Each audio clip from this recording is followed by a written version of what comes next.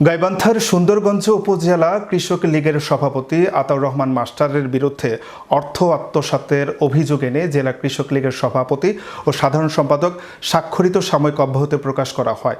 অভিযোগের ভিত্তি করে সামাজিক যোগাযোগ মাধ্যম ফেসবুক ও বিভিন্ন অনলাইনে টাকা আত্মসাতের অভিযোগ শিরোনামে সংবাদ প্রকাশিত হয়, যা মিথ্যা ও ভিত্তিহীন বলে দাবি করেন এলাকাবাসী। আতাউর রহমান বলেন, বিষয়টি উদ্দেশ্য প্রণোদিত। ইতিপূর্বে জেলা কৃষক লীগের সাধারণ সম্পাদকের বিরুদ্ধে কেন্দ্রীয় কমিটির কাছে কমিটি বাণিজ্যের অভিযোগ করায় আমাকে লিখিত কোনো নোটিশ না দিয়েই এই অপপ্রচার চালাচ্ছে। প্রধানমন্ত্রী সহ কৃষক লীগের কেন্দ্রীয় কমিটির কাছে সুনির্দিষ্ট তদন্ত করে মানহননকারীদের বিচারের দাবি জানান তিনি।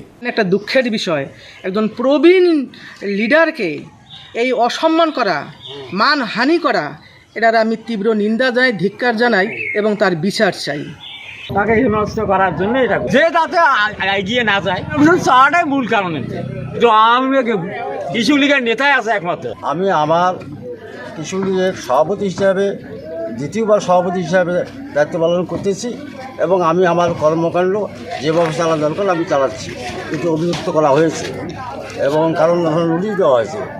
এখন পর্যন্ত আমি ফেসবুকে শুনছি, দেখছি, কিন্তু আমার কাছে কোনো লিখিত কাগজ দাপ্তরিকভাবে আমাকে দেওয়া হয়নি।